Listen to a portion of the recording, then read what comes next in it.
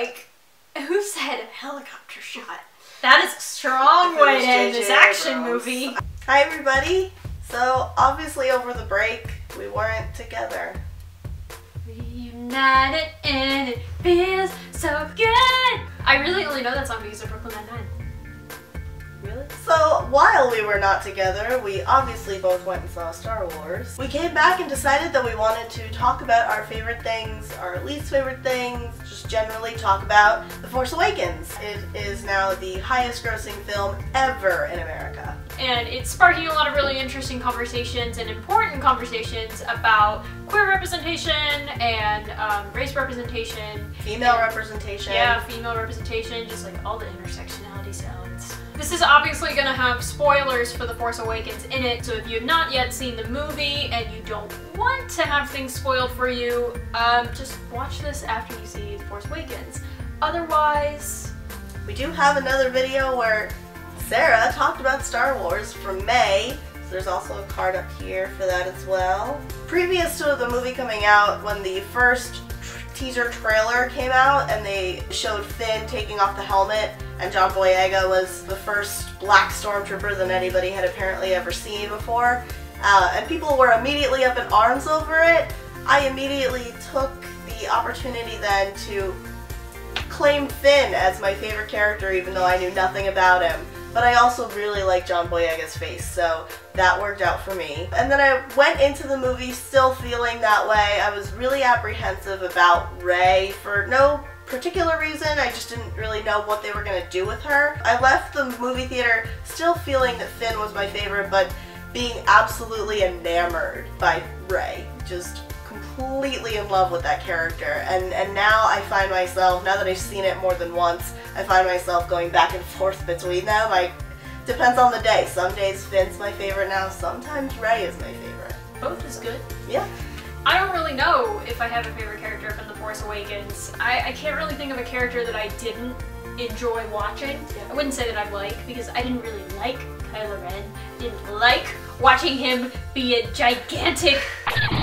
I don't like General Hux, but I like General Hux's face. All of the characters were very interesting and very fun to watch. And like Captain Phasma and Maz Kanata, like Maz Kanata's first line, I'm like, that's Lupita. I know it's her voice. I recognize it. And I was so happy. But we're going to talk about Maz Kanata a little bit later. After the film came out, there were a lot of people talking about the fact that Rey kind of fit the description of a Mary Sue, and was Rey a Mary Sue? A Mary Sue, or Gary Stu, is an idealized fictional character, a young or low-ranked person who saves the day through unrealistic abilities. Often this character is recognized as an author insert and or wish fulfillment. So a lot of people made the argument that it was just inconceivable that Rey would be able to defeat characters like Kylo Ren. She would be able to use the Force so easily, that she would have all of this natural ability, and basically it's unbelievable that she would be able to do all of the things that Luke Skywalker does in the original movies. And then Anakin in the prequels. Yes. We just need more evidence because she's a girl. I think some people, whether or not they really realized it, were coming from a place of expecting a successful or powerful female character to have a very emotional tie to her backstory. Women are often expected for their motivation to be justified by mostly family, sometimes children specifically, whereas male characters are just kind of given a destiny. It's not like Harry Potter isn't motivated by the death of his parents, but for the most part his magical journey is not aided or motivated by his past. It's mostly motivated by Dumbledore. They set up the fact that she's not only physically strong, but that she is tough, she is able to engage in hand-to-hand combat, she's athletic, she's a good mechanic, she has training with a staff. Whereas Luke, before A New Hope, you know, just kind of sits on Tatooine and plays around with machines. He's a farmer. She was able to defeat Kylo Ren ultimately because not only did he get shot in the hip by Chewie's blaster and was bleeding out, Finn also, when he faces him first, so you know that's two people against one, he slices his arm and you can tell that he's in pain. And so it's a matter of like Rey fighting a weakened and also kind of faith-shaken Kylo Ren. He obviously has more formal training than she does. The reason that she's able to defeat him is because the training doesn't matter so much anymore because he's like weak. Yeah. Not to mention the fact that like we see earlier when he tries to interrogate her that her force powers are stronger than his. Even if she didn't quite know what she was doing, you know, like that doesn't necessarily make a person a Mary Sue. That's just literally figuring out that you're a magical being. You're a wizard, Rey. All your snake talking finally makes sense. So yeah, I do not think that Rey is a Mary Sue. She in fact has flaws, and her ability to accomplish things in the movie is justified and supported by the writing. I think if we are going to call her a Mary Sue under any circumstances, we also need to call Luke and Anakin Gary Stews, because they do the exact same thing. Next, we want to talk about the lack of Rey in merchandising. As of this moment, Hasbro has said that she will be in the next round of toys that they're releasing, but up until this point, Rey is virtually missing, except in Funko form. So the Disney store has one action figure with her and BB-8 together, and then she's in the group set that the Disney store always does, where it's like all the main characters. So is old Leia. So I am very proud of Disney for creating that, because it's not very often you see an old character in toy form, especially an old female character. Even when that kind of merchandise is being sold online, it's very rarely in the stores. Basically any place that's not Hot Topic or GameStop that sells Funkos, you usually see Kylo Ren and Poe and Finn, and you don't see any of Rey's Funkos. We went to the Disney store a few weeks ago and they had fully stocked their Star Wars display, and you know what there wasn't? Rey! I went to Toys R Us last weekend. My parents ended up getting Star Wars Monopoly, which is funny because a little 8-year-old girl just sent a letter to Hasbro a couple weeks ago asking why Rey wasn't featured in Monopoly. Lo and behold, she's not. This version of Monopoly is kind of convoluted and really hard to explain, but basically there's 4 characters so far, 2 from the First Order / Empire and 2 from the Rebel Alliance. And the characters right now are Finn, Luke, Darth Vader, and Kylo Ren. So Rey, who's in my opinion the main character of the movie, is very noticeably missing. Hasbro responded and said, we didn't want to spoil anything from the movie, so we haven't included Rey for that reason. It's an alright response in my opinion. For an 8-year-old to understand it, it's sure, yeah. Ultimately, the reasons that they give for why they didn't are easily counteracted. Yeah. One of the reasons they didn't want to put her in the game is, yes, spoilers. The spoiler specifically was that every character in the game has a weapon, and so they didn't want to have her with Luke's lightsaber because it would have spoiled the fact that she has force powers, even though the trailer says it, sort of. It implies it. And regardless of that, it's not like she doesn't start the movie with a different weapon. Hopefully enough little girls will be so inspired by the film and will like it so much that more will write in, more people will demand merchandise. So how does The Force Awakens measure up to the representation of the original movies and the prequels? That is to say, is there really a contest? No, there's not. All of the trilogies that the movies have been released in, there's been one black guy. And the roles for the black guy have always been varied because Lando was nothing like Mace Windu, and neither of them are anything like Finn. Yeah, despite the fact that Mace Windu shows up in every prequel, doesn't make him a main character. No. Whereas Finn is. Yeah, and Finn is not the only black person featured. Yeah. Even if, the character is in the background. From what I can remember, Lando is the only one from the original 3 that has dark skin and is featured at all. While Lando plays a really big role in the second movie, by the time he comes back for the third, it's just kind of like, oh, he's there to fly the Millennium Falcon, how convenient. Finn moves the plot along. Yeah, I mean, The Force Awakens literally in Rey, but nothing would have happened if Finn had made that decision. There's also the fact that Oscar Isaac, the other main male character, is a person of color. Not only is he a Latino lead, but also possibly gay? Yeah. Gay space son, question mark? Yeah, a lot of people have interpreted the fact that Poe Dameron basically is bit more emotionally sensitive and supportive, especially. And he not only takes Finn under his wing, but like makes the sexy eyes and like gives him his jacket. Lip bite. Yeah.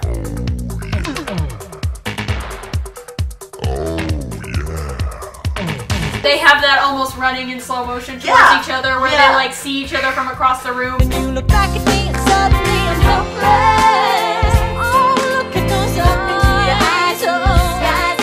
But first BB-8 has to get there first, yeah, you know? BB-8, like the excited dog. And then we have the love interests run at each other, yelling each other's names and hugging like super hard. Yeah. The argument can be made, of course, that if those characters were male and female, of course everybody would be shipping them and it would be no question that they would be romantic interests. Oscar Isaac, I don't know if he was joking or not, but he did mention that he played Poe with romance on the mind. Yeah. Which is definitely plays into the whole lip-biting sexy time eyes thing. Yeah.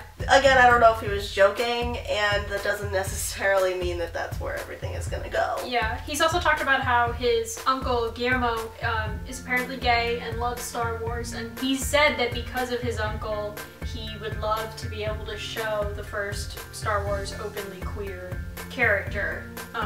10 points for Oscar Isaac. Yeah, so good for him. However, you know, without putting too much of a damper on things, I don't have a lot of faith in Disney just because of their record. No one really does. I think my hopes are a little bit higher than a lot of people's because I'm a romantic. I'm a hopeless romantic, and I'm always gonna want that that connection between any two people. Yeah. But that doesn't mean that I'm, you know, blinding myself to reality. Rowan Ellis, a YouTuber that we really love, did a really great video about whether or not she thinks Poe Dameron is gay. And you should all go watch it here. Check out the rest of her channel, she's pretty great. I do ultimately agree with her. I don't think it's likely, but I do think it's possible. Yeah. When I go to movies, I find myself saying, well, I bet there's not going to be a person of color in this shot, or I bet a person of color will not speak here, or I bet there won't be a woman here, and obviously women of color. But with Force Awakens, that didn't happen very much. I feel like the aliens, I haven't really seen that much about it, but I felt like the aliens were not cultural stereotypes this time. Yeah, at least most of them, yeah. Yeah, definitely a step above the prequels on the front. The other thing is that, like, there were a lot of women in this movie. Like, not necessarily all women that were main characters, but there certainly were a lot more women. I am a huge fan of Gwendolyn Christie, and I'm only disappointed in the fact that there wasn't very much Phasma. We should also take this time to bring up the fact that Lupita Nyong'o was in it, but of course she had her face covered because she was Maz Kanata. She was an alien. There's a problematic history with this. There is a tendency to cast people of color, especially women of color, in sci-fi movies and to cover up their skin so they no longer look like a person of color. So that, see also my Green Girls video. Yeah, basically. I will say, obviously, that Maz Kanata was a very interesting character and she was important, and I feel like Lupita brought a lot of life to her, despite the fact that we didn't see her. You know, like, that did not stop her from portraying a really interesting character. Yeah. But it does, you know, sort of add into this problematic trend. Do I think that's what they intended in this film specifically? I don't. Just because of the sheer amount of people and women of color that we saw in the film otherwise. There's also the other side of the argument as far as what Lupita herself has said about this. She really enjoyed playing Maz Kanata and was more comfortable wearing the motion capture things and having a CG character in her place because it wasn't so physically demanding. Maz Kanata wasn't based on her body, you know? It wasn't like being in 12 Years a Slave, for instance. And that's not to say that I necessarily, personally, disagree or agree with what Lupita has said, because I would have liked to have seen Lupita's face in this movie, but I do always feel like I have to take into account what the actress herself says. I think that it would have been really cool because she has darker skin than Finn, and we don't usually see, especially women of color with very dark skin, like, lauded as beautiful or lauded as talented. There's a lot of, like, colorist views in Hollywood going on, you know, on top of racist views.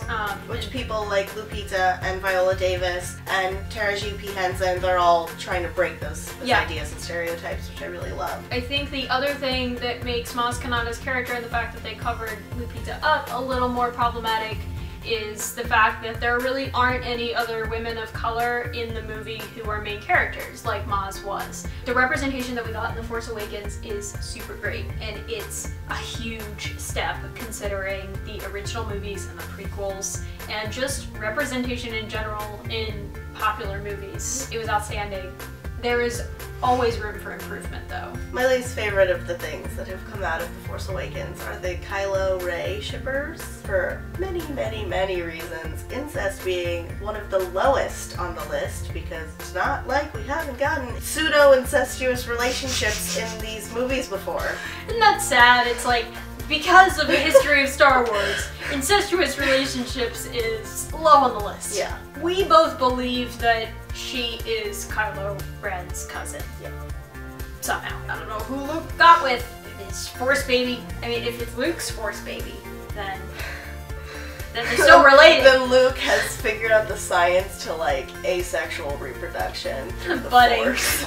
Yeah. You know how people are always complaining about how Beauty and the Beast is Stockholm Syndrome? No! These ships are Stockholm Syndrome. Not that the Stockholm Syndrome is canon, because it's quite obvious that they're not in a relationship in the movie, but the ship itself would have to be nothing else but Stockholm Syndrome, because he kidnaps her, tortures her, and then somehow they form a loving relationship. I guess. I haven't delved into any of it, but just knowing that it exists makes me very upset. They want Kylo Ren to be fixed by Rey's Force powers. Please.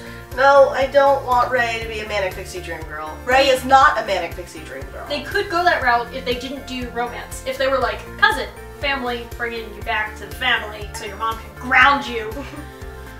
Who do I ship Kylo Ren with? A redemption, a self-help book, apologizing to his mother, especially because of what happened to Han. After we got out of the theater, like, we were driving home, and my dad was like, I mean, the only reason that Han died is because Leia asked him. He wouldn't have gone up to him otherwise if she hadn't asked him to. And I'm like, yeah. Dad, I mean, I just hate something so sad. Outside of the story, Harrison Ford apparently wanted Han to die a while ago. But, but inside the story, yes. I see a lot of Kylo Rey shippers hate on the idea of Finn and Rey. Why do we have to ship anyone with Rey? Why does it matter? I know a lot of people want her to have a girlfriend in the next movie, and I'm all for that, but like, why do we have to have her with a ship right now? Alright, so thank you so much for watching this video. I apologize if it ends up being really long, but I'm really not that sorry about it.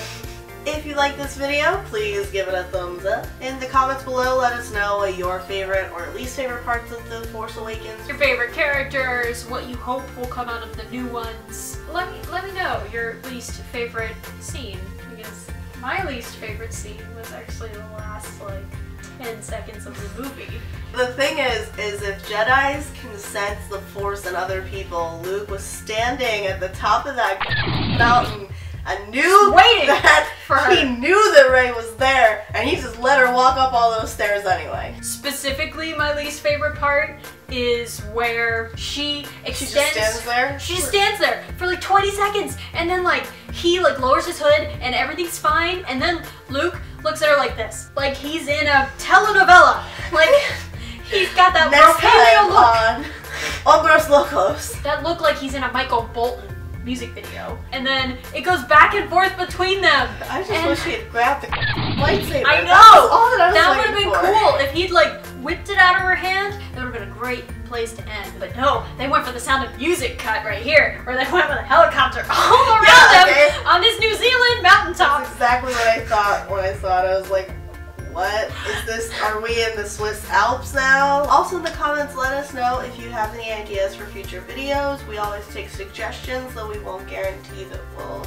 do everything. We did get a request to do another Whisper Challenge, another themed Whisper Challenge. We'll probably be waiting a while for that. However, it's on a list. So to that person, we will be doing it. Not yet. Yeah. Subscribe down below if you haven't already, especially if you'd like to keep watching more of our videos, although I don't know if we'll do one exactly like this until another huge movie comes out. Yeah. And the Scrivener. We'll see you next week. It was such a weird shot given every other shot in the film, and now I've talked for 5 minutes about this stupid ending shot.